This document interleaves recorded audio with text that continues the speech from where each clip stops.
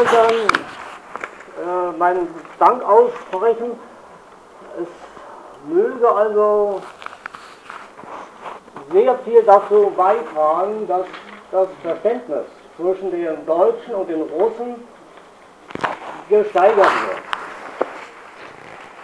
Und es möge dahin fließen, dass auch das für die Zukunft beherzigt wird.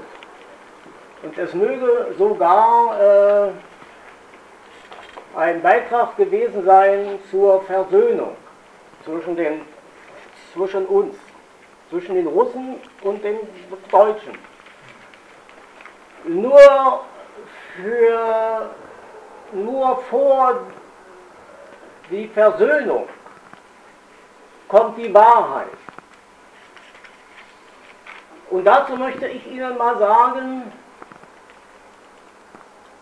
mein Vater hatte in den Reihen der deutschen Wehrmacht nicht gegen die Russen oder das russische Volk, auch nicht gegen andere Völker gekämpft,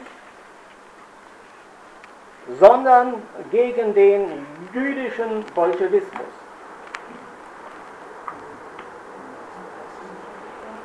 Ja, was ist das? Darum ging es. Und Sie müssen wissen, das sollte vielleicht auch mal in den Zukunftsgedanken in unseren Völkern einfließen. Wissen Sie, ich stelle das einfach mal so in den Raum. Das Wort Befreiung ist nicht für eine derartige Versöhnung geeignet. Übrigens, das Wort kommt ja auch eigentlich gar nicht von den Russen, sondern das kommt von diesem unsäglichen Richard heißt er, ne? Das ist Richard von Weizsäcker.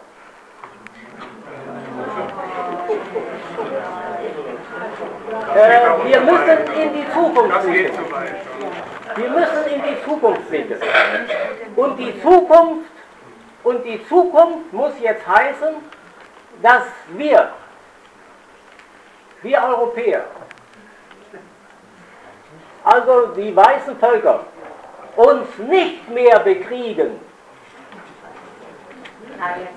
Uns nicht mehr bekriegen. Und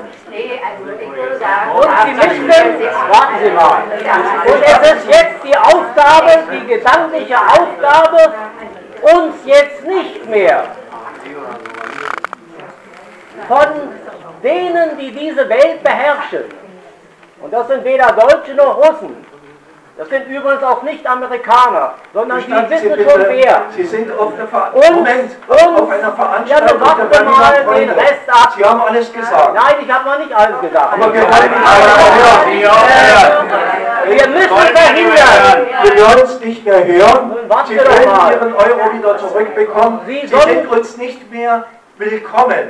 Wenn Sie anfangen zu hetzen, hat das nichts mit der Tätigkeit eines Vereins zu tun, der sich für Verständigung mit Russland einsetzt. Ja, aber ich bin gerade dabei. Wir sind Verständigung zwischen den Deutschen und den Russen.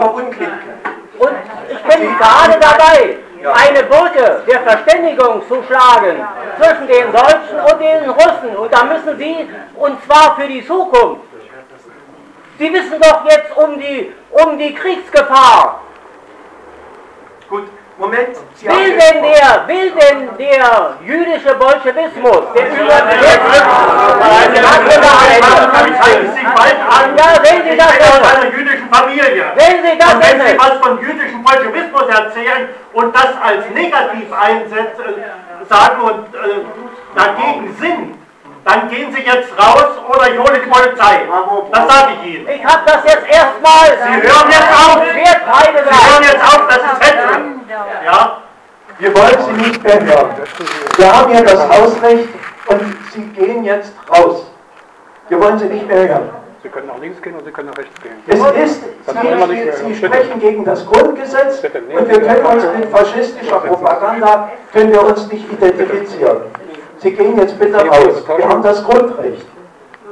Was habe ich? Das Grundrecht? Wir haben hier das Hausrecht. Und wenn Sie der Aufforderung nicht Folge leisten, so begehen Sie Hausfriedensbruch. Wissen Sie, ich habe alles gesagt, was zu sagen ist. Sie sollten das mal überdenken. Mindestens das. Dort ist der Ausgang. Dort ist der Ausgang.